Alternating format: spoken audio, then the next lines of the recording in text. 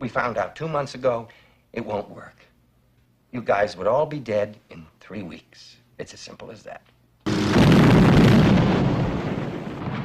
It's been called the film that made paranoia respectable. Capricorn One didn't just entertain. It tapped into America's deepest fears about government deception and institutional betrayal.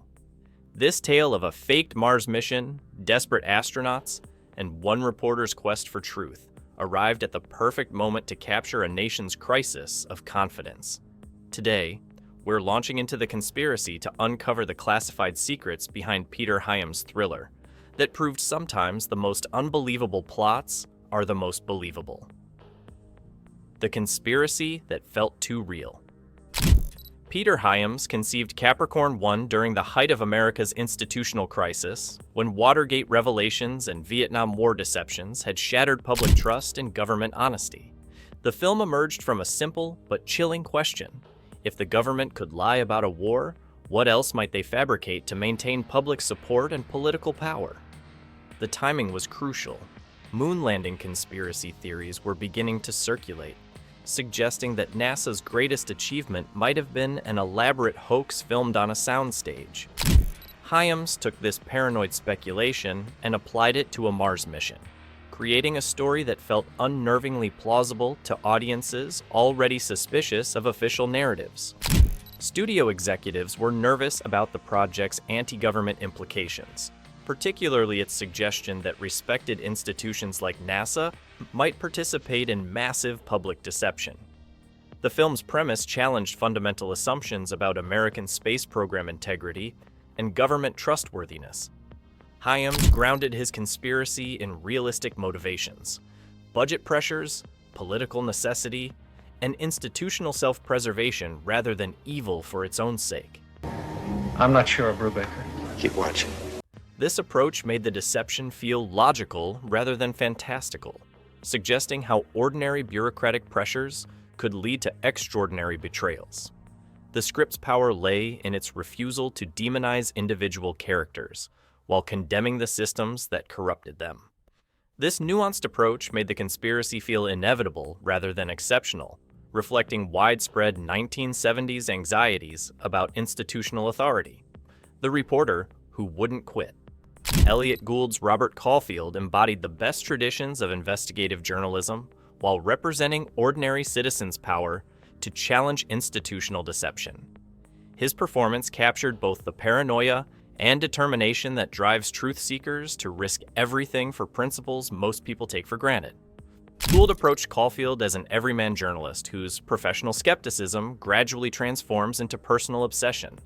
The character's evolution from routine skeptic to dangerous truth-teller reflected how individual conscience confronts systematic deception in democratic societies. Please don't be upset with me.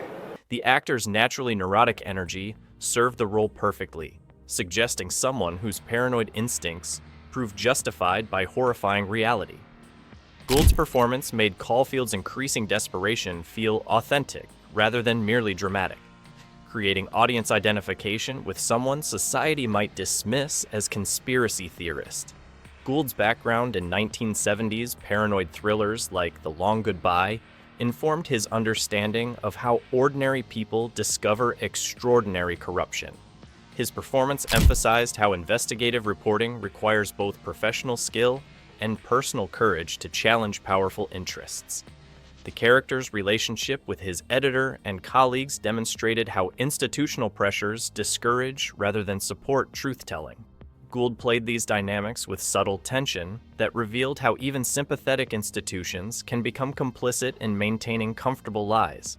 James Brolin's reluctant hero astronaut. James Brolin faced the complex challenge of playing Colonel Charles Brubaker, an astronaut who embodies American heroic ideals while being forced to participate in their complete betrayal. His performance had to maintain audience sympathy for someone complicit in massive public deception. Brolin's preparation included extensive research into actual astronaut training and psychology to understand how these elite professionals might respond to impossible moral dilemmas. He needed to portray someone whose entire identity was built on service and honesty, being forced to choose between personal integrity and mission success. The actor played Brubaker's internal conflict with subtle gradations, showing how a fundamentally honest person adapts to deception through rationalization and compartmentalization. His performance demonstrated how good people become complicit in bad systems through incremental compromises. Brolin's physical presence conveyed the competence and confidence expected from astronauts, while his emotional performance revealed the psychological cost of maintaining professional facade while experiencing moral crisis. This duality made Brubaker both heroic and tragic. The character's evolution from reluctant participant to active resistor provided the film's emotional arc, with Brolin's performance showing how personal integrity eventually reasserts itself despite institutional pressure. His portrayal suggested that individual conscience can overcome systematic corruption when circumstances become unbearable. The supporting astronauts, Honor Among Deceivers, Sam Waterston, and O.J. Simpson brought distinct personalities to their astronaut roles, creating individual responses to the moral crisis that demonstrated how different people handle impossible ethical dilemmas. Their chemistry with Brolin formed the emotional foundation that made the conspiracy's human cost tangible. Waterston's commander Peter Willis embodied intellectual analysis applied to moral crisis, approaching their situation with the same methodical problem-solving skills that made him an effective astronaut. His performance suggested how rational people process irrational circumstances while maintaining professional relationships. Simpson's Lieutenant Colonel John Walker provided emotional counterpoint through his more impulsive reactions to their predicament. His character's growing anger and frustration represented natural human responses to betrayal and manipulation by trusted authority figures. The three actors developed authentic camaraderie that made their shared ordeal feel genuine rather than merely dramatic. Their professional military bearing gradually eroded as the situation's implications became clear, showing how institutional identity crumbles when institutions prove unworthy of loyalty. The astronauts' different survival strategies during their desert escape reflected their individual personalities, while demonstrating how crisis reveals character. Each man's response to betrayal and danger illuminated different aspects of human nature under extreme pressure. Hal Holbrook's Dr. Kellaway. Hal Holbrook created one of cinema's most chilling villains through his portrayal of Dr. James Kellaway, You guys would all be dead in 3 weeks. a character who embodies how institutional loyalty can corrupt fundamentally decent people into committing unthinkable acts. His performance made bureaucratic evil feel more terrifying than traditional movie villainy. Holbrook played Kellaway as someone who genuinely believes his actions serve the greater good, making decisions based on institutional logic rather than personal malice. This approach created a villain who felt authentically dangerous because his motivations were comprehensible rather than simply evil. The actor's distinguished appearance and authoritative manner made Kellaway's betrayal particularly shocking, because he represented exactly the kind of respected figure Americans trusted to safeguard important national programs. His betrayal felt personal because he embodied institutional authority. The mentor-student relationship between Kellaway and the astronauts made his betrayal especially painful, representing how trusted authority figures can exploit personal relationships to maintain institutional deception. Holbrook's performance made this betrayal feel tragically inevitable rather than simply shocking. Creating the fake Mars mission. The elaborate studio setup for the fraudulent Mars landing presented unique challenges. The production team had to create convincing space mission footage while simultaneously showing how such deception might be manufactured. This meta-cinematic approach required balancing believability with obvious artificiality. The production design team studied actual NASA facilities and procedures to ensure their fake mission would look authentic to audiences familiar with real space coverage. Every technical detail had to be accurate enough to fool viewers while remaining obviously staged for characters within the story. The irony wasn't lost on anyone involved. They were using genuine movie magic to depict fake space travel, creating real illusions to show fictional deception. This self-aware approach added layers of meaning about reality, representation, and the power of media to manufacture belief. The technical challenges of filming the fake mission sequences required precise coordination between multiple camera angles and lighting setups that would convince both movie audiences and the fictional television viewers watching the supposed Mars landing. The desert chase, survival against the system.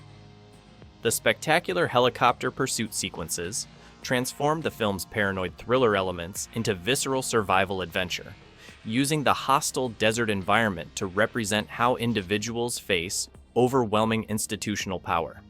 The chase became metaphor for escaping systematic control and surveillance. Filming in actual desert locations created genuine environmental challenges that enhanced the astronauts' desperation and vulnerability. The harsh conditions made their flight from government agents feel authentically dangerous, rather than merely dramatic convenience. The helicopter sequences used practical effects and real aircraft to create action scenes that felt both spectacular and grounded in physical reality. This authentic approach made the government's pursuit capabilities seem genuinely threatening rather than fantastical. The chase sequences demonstrated how personal survival instincts overcome institutional training when systems prove untrustworthy. The astronauts' resourcefulness and determination during their escape showed human resilience confronting technological superiority and bureaucratic ruthlessness. The media manipulation machine, Capricorn. One's treatment of media manipulation proved remarkably prescient, showing how television and press coverage could be orchestrated to manufacture public consent for government policies and programs. The film depicted modern propaganda techniques decades before they became widely recognized. The movie demonstrated how controlled information creates alternative reality for mass consumption, with carefully managed news coverage replacing actual events in public consciousness. This theme anticipated contemporary concerns about media manipulation and manufactured narratives. The film's portrayal of television as government weapon rather than independent watchdog reflected growing awareness of how media corporations could be co-opted by powerful interests. This critical perspective challenged assumptions about press freedom and journalistic independence. The movie's vision of coordinated deception across multiple institutions, NASA, media, government, suggested how contemporary propaganda operates through systematic coordination rather than obvious censorship. This sophisticated understanding of information control proved remarkably accurate. The paranoia that proved prophetic Capricorn. One's conspiracy themes, dismissed by some critics as excessive paranoia in 1977, proved remarkably prescient as subsequent decades revealed numerous government deceptions and cover-ups that validated the film's cynical assumptions about institutional honesty. Real-world revelations about government lying, media manipulation, and institutional cover-ups made the film's conspiracy plot seem increasingly plausible, rather than paranoid fantasy. Events like Iran-Contra, WMD claims, and surveillance programs vindicated the movie's suspicious worldview. The film's influence on conspiracy culture was profound, providing narrative template for how ordinary citizens might uncover and challenge systematic deception. Its combination of personal heroism and institutional critique appealed to audiences across political spectrum. The legacy of justified paranoia. Capricorn. One's influence on subsequent conspiracy thrillers was enormous, establishing narrative and visual templates for depicting institutional corruption and individual resistance that continue influencing filmmakers decades later. The movie proved that paranoid premises could support mainstream entertainment. The film's role in legitimizing government skepticism was culturally significant, providing respectable framework for questioning official narratives without descending into conspiracy theory extremism. It demonstrated how entertainment could encourage critical thinking about institutional authority. The movie's impact on space program perception was controversial but lasting, contributing to ongoing debates about NASA priorities, government transparency, and the relationship between public programs and political necessity. These discussions remain relevant as space exploration expands. Most importantly, Capricorn One demonstrated cinema's power to question authority while maintaining entertainment value, proving that paranoid thrillers could serve democratic function by encouraging audience skepticism about institutional claims and encouraging independent critical thinking. The next time you watch Capricorn One, consider how the film's conspiracy theories reflect real anxieties about institutional power. Notice how it balances paranoid suspicion with rational skepticism, and appreciate how it proves that questioning authority can be both thrilling entertainment and civic responsibility. Do you think the film's portrayal of government deception was justified by subsequent real-world revelations? How do you think its themes about media manipulation apply to our current information environment? Share your thoughts below and subscribe for more explorations of cinema's most politically provocative masterpieces.